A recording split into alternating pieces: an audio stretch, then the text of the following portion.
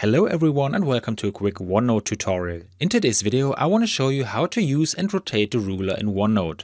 This is actually quite simple.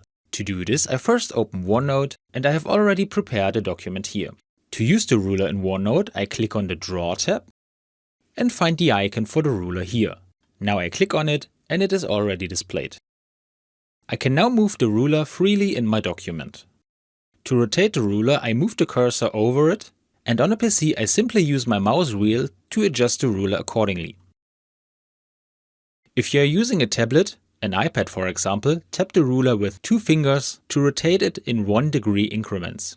If you use 3 fingers, the ruler rotates in 5-degree increments. Once I have finished editing and measuring, I click on the corresponding icon again to remove the ruler in OneNote.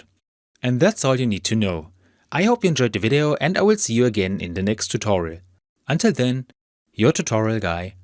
Bye.